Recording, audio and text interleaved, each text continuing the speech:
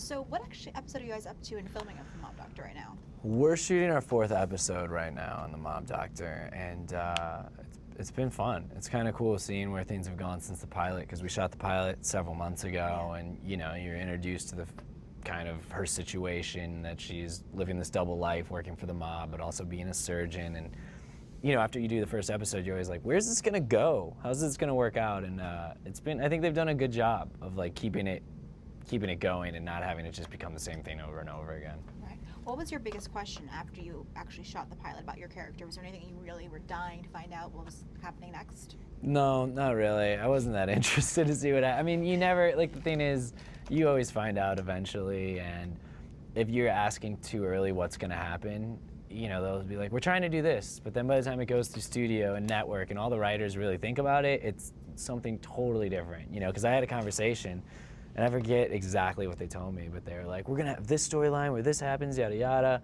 Fast forward a month, and it was like, there was a hint of that in it, but it was something totally different. It was like, what was the point of that conversation? It got so filtered through every other device that it just ended up being. And just, you know, what starts as an idea, and you're like, oh, this would be a cool story, and then you write it down, and you're like, oh, it would work better like this, and then you think, oh, it would work better this way, and once you actually start making it real, you just tweak it so much on your own even. So what is it that really drew you to the series?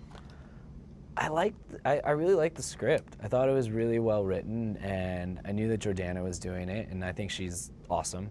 I didn't know her personally, but I thought she was a really good actress, and you know, they just kept putting good people on it. I met with Josh and Rob, the 2 creators, and I just really liked them, and they said all the right things. They actually told me they envisioned this being the George Clooney character. So, not a bad thing to hear. I mean, all you have to do is say George Clooney, and I'm gonna be like, oh yes, of course. Well, yeah, I would love to do this. So that's how they got me.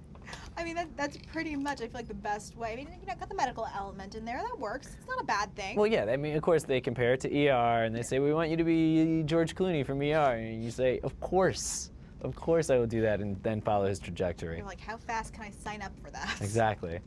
So I mean, you're filming in Chicago, and you're actually filming a lot of days on location, aren't you? Are you confined to the sets? I'm not confined, but most of my stuff is on sets because the whole hospital is a set. Yeah. But I've gotten to be in some sick locations. You know, we shot one scene, me and Jordana, it was at night out by the planetarium, which is right on the lake, and it overlooks the whole city line of Chicago. It was just beautiful. So getting to shoot places like that is really fun and exciting. And then, you know, there's like, her house is just a real kind of house in, I think it's in Lincoln Park.